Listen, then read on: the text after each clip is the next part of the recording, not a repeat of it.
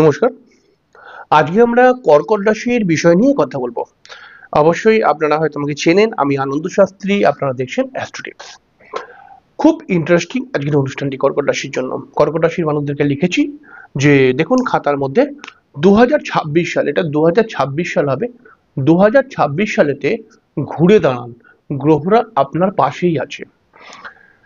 এই যে এখানেও লিখেছি দেখবেন প্রথম 3 মাসে আপনি কিন্তু গ্রহদেরকে বা কিছু কিছু গ্রহকে অত্যাধিক শুভ স্থানে পেয়ে যাবেন। শুধু প্রথম 3 মাস নয়, বছরে আরো কয়েকবার আসবে, কিন্তু প্রথম 3 মাসেতে ব্যাপারটা গুরুত্বপূর্ণ। কারণ গুরুত্বপূর্ণ কেন এই বিষয়টা আপনাকে বলবো।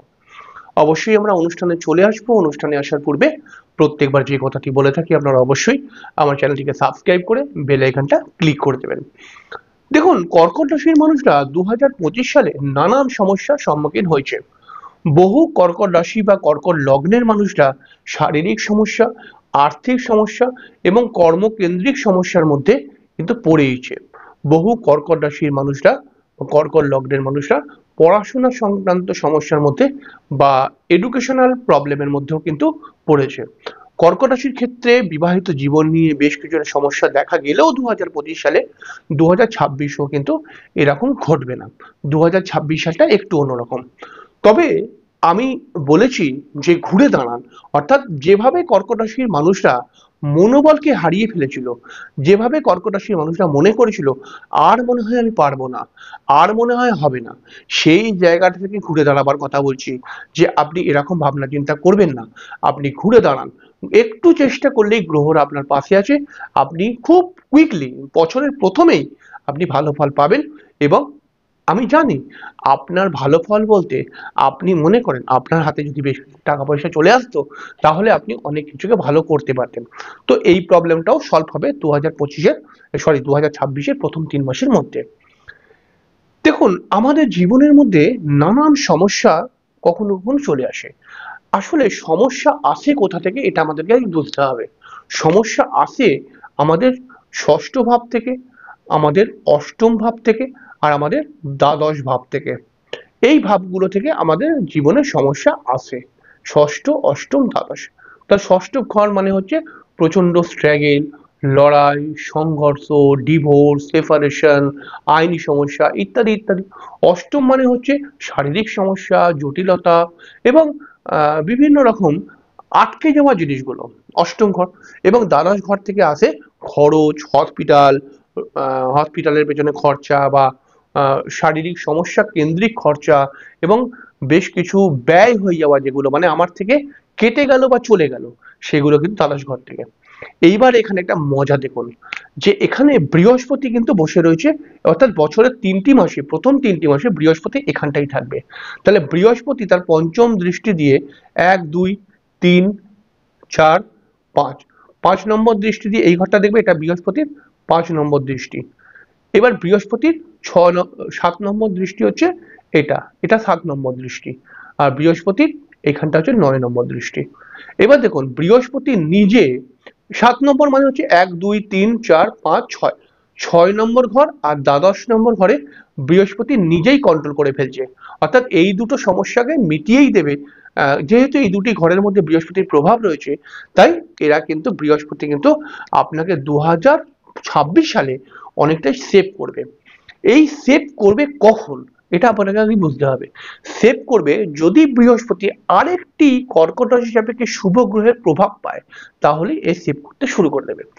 এবার দেখুন ঠিক 2026 পড়বে, ঠিক সেই সময় আমরা রবিকে পেয়ে যাব এই ঘরটায়। রবিকে আমরা এই ঘরটায় পেয়ে যাব। তারপরে রবি জানুয়ারি মাসে এই ঘরটায় চলে আসবে, ফেব্রুয়ারি মাসে এই ঘরটায় চলে আসবে, মার্চ মাসে এই ঘরটায় চলে আসবে। সরি, এটা বৃহস্পতি লিখছি কেন, এটা রবি হবে। হ্যাঁ, রবি হবে, রবি হবে, ভুল লিখে দিয়েছি, রবি হবে। তাহলে পারে রবি এই বৃহস্পতির দৃষ্টিতে চলে আসলো। এর ফলে কিন্তু সাধারণভাবে যে সমস্ত কর্কট রাশির মানুষরা বিভিন্ন স্ট্রাগেলের মধ্যে বা বিভিন্ন আইনি সমস্যার মধ্যে, সেপারেশন, ডিভোর্স বা বিভিন্ন রকম লড়াই ঝামেলার মধ্যে জড়িয়ে পড়েছিলেন, শারীরিক সমস্যা, এই জায়গাগুলো কিন্তু ক্লিয়ার করবে বা এই জায়গাগুলোর মধ্যে শুভ ফল দিতে শুরু করবে এই রবি আসার পর। অর্থাৎ জানুয়ারির থেকেই। তাহলে পারে আমি বলতে পারি যে কর্কট রাশির এই ধরনের সমস্যাগুলো অটোমেটিক্যালি কেটে যাবে। রবি যখন কর্কট রাশি হিসাবে সপ্তম ঘরে যাবে, তখন কিন্তু এই সপ্তম ঘরের মধ্যে আরেকটি গ্রহ কি পাবে, যার নাম হচ্ছে মঙ্গল। এই মঙ্গলকে পেয়ে যাবে। মঙ্গল আমরা জানি যে 16ই জানুয়ারি থেকে এই ঘরটায় প্রবেশ করবে। তাহলে পরে মঙ্গল কি হয়ে যাবে, মঙ্গল রবি এই দুটি গ্রহ কর্কট রাশির জন্য খুব ফেভারেবল গ্রহ।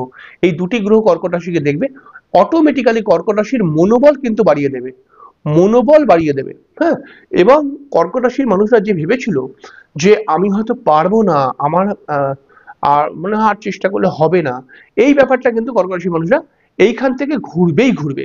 অর্থাৎ কর্কট রাশির মানুষরা মনে করবে আবার যে না, আর একবার চান্স নিয়ে দেখি, আবার কিছু করে দেখাবার চেষ্টা করি, তাহলেই হবে। আর এরকম যারা যারা করবে তারা অবশ্যই ডেফিনেটলি ফল পেতে শুরু হয়ে যাবে।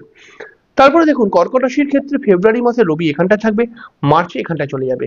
এইখানটায় যখন রবি যাবে, তখন কিন্তু রবি অর্থাৎ দ্বিতীয় পতি হয়ে যখন কর্কট রাশির নবম স্থানে চলে যাবে, তখন কর্কট রাশির ক্ষেত্রে হঠাৎ আর্থিক লাভ, নতুন কর্মপ্রাপ্তি, নতুন কর্মের সঙ্গে যোগাযোগ বা নতুন কর্মে যেটা কর্মটা আটকে গেছিল বিভিন্ন কারণে, সেই কর্মের সঙ্গে আবার যোগাযোগ বৃদ্ধি পাবে। নতুন কোনো কর্মপ্রাপ্তির জন্য চেষ্টা করে যদি, সেই সময়টা সাকসেস হওয়ার সম্ভাবনা বৃদ্ধি পাবে। এবং তার সঙ্গে সঙ্গে যারা এডুকেশন লাইনে রয়েছে তাদের এডুকেশনের মান বৃদ্ধি পাবে। যে সমস্ত কর্কট রাশির ছেলেমেয়েরা সরকারি চাকরি বা উচ্চপদস্থ কোনো কর্মের জন্য চেষ্টা করছে, তাদের ক্ষেত্রে কিন্তু ভালো অ্যাডভান্টেজ আনবে এইখানকার রবিটা, অর্থাৎ মার্চ মাসে। এবং তার সঙ্গে সঙ্গে যারা আউট অফ স্টেটে কাজ করছে কর্কট রাশির মানুষ, তাদের ক্ষেত্রেও কিন্তু খুব ভালো অ্যাডভান্টেজ নিয়ে আসবে এই রবিটা। এবার দেখুন মঙ্গলও কিন্তু এর সঙ্গে সঙ্গে, গোচরটাকে ভালো করে বুঝুন, মঙ্গলও কিন্তু এর সঙ্গে সঙ্গে যাচ্ছে।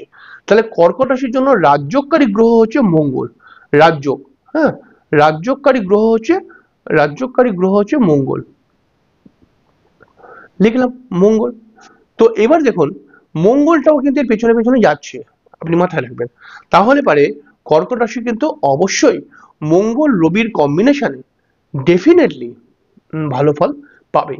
এখানটায় দেখুন যে সব থেকে একটি বড় পয়েন্ট তৈরি হচ্ছে, কর্কট রাশির ঠিক ফেব্রুয়ারি মাসেতে রবি মঙ্গল এই জায়গাটা থাকবে, মনে করা যাক রবি মঙ্গল এখানটা থাকবে। তো কিন্তু এই ঘরটায় বৃহস্পতির দৃষ্টি পড়ে যাওয়ার ফলে এই রবি মঙ্গল অষ্টম ঘরের মধ্যে, অর্থাৎ কর্কট রাশি সাপেক্ষে অষ্টম ঘর এটা, অষ্টম ঘরে রবি মঙ্গল চলে গেলেও বৃহস্পতি কিন্তু তার দৃষ্টি দিয়ে এটাকে অনেকটাই রিকভার করে দেবে। তো যার ফলে কর্কট রাশির খুব বড় সমস্যা আসবে না 2026-এ। 2025-এ যে সমস্যাগুলো এসেছিল এবং কর্কট রাশির মানুষদেরকে স্ট্রাগেলে পুরো জড়িয়ে ফেলেছিল, সেই সমস্যাগুলো কিন্তু 2026 সালে আসবে না। 2026 সালে বৃহস্পতির দৃষ্টি এবং রবি মঙ্গলের অবস্থান কর্কট রাশির মানুষদেরকে ঘুরে দাঁড়াবার সুযোগ অবশ্যই দেবে। এই জন্যই তো আমি লিখেছি যে ঘুরে দাঁড়ান, গ্রহরা আপনার পাশেই আছে। হ্যাঁ, গ্রহরা আপনার পাশে আছে, ঠিক আছে, আছে। এবারে দেখুন যদি আপনি একজন কর্কট রাশির মানুষ হন এবং আপনি যদি কিছু করে দেখাতে চান, বা আপনি ধরুন কোনো একটি কাজ করছিলেন, সেই কাজটি কোনোভাবে আটকে গেছে, তাহলে পরে সেই কাজটিকে ক্লিয়ার করার বা সেই কাজটিকে আবার পুনরায় চেষ্টা করার চেষ্টা করুন। 2026-এর প্রথম 3টি মাসের মধ্যে আপনি কিন্তু ডেফিনেটলি লাভ পাবেনই পাবেন। তবে এখানে একটি কথা মাথায় রাখতে হবে, দেখুন এইটা যে আমরা বিচার করছিলাম, এইটা হচ্ছে আমাদের গ্রহের গোচর বিচার। তো গোচর সর্বদাই আপনার জন্মছকের উপরে ডিপেন্ড করে কাজ করে। আপনার জন্মছকের মধ্যে এই যে গ্রহগুলো দেখলাম, এই গ্রহগুলোর মধ্যে সব থেকে ভাইটাল কোন কোন গ্রহকে নিলাম, বৃহস্পতি, মঙ্গল, রবি, এই 3টি গ্রহ খুব পজিটিভ হয়ে কর্কট রাশিকে ফল দেবে। তবে এই গ্রহগুলো যদি আপনার জন্মছকে খারাপ থাকে, তাহলে পারে কিন্তু ফলের তারতম্য তৈরি হয়ে যাবে। অর্থাৎ যেই সময় আপনি মনে করছেন ফলটা পাবো, যতটা মনে করছেন ফলটা পাবো, ততটা হয়তো পেলেন না, বা যেই সময় মনে করছেন ফল পাবো সেই সময় হয়তো পেলেন না। তাহলে কি করতে হবে, এই গ্রহগুলোর প্রতিকার করতে হবে। আপনি যেখানেই থাকুন, আপনার আশেপাশে কোনো অ্যাস্ট্রোলজারকে আপনার জন্মছক দেখান, জন্মছক দেখিয়ে আপনার জন্মছকে যদি বৃহস্পতি, মঙ্গল, রবি ভালো থাকে, তাহলে তো আপনি 100% ফল পাবেন, আমি যেটা বললাম। আর যদি এগুলো খারাপ থাকে, তাহলে তার প্রতিকার ফটাফট করিয়ে নিন। তো অবশ্যই আমি বলছি না যে আনন্দ শাস্ত্রী জ্যোতিষী, অনেক জ্যোতিষী, ভালো ভালো জ্যোতিষী রয়েছে, তারা যথেষ্ট ভালো কাজ করে।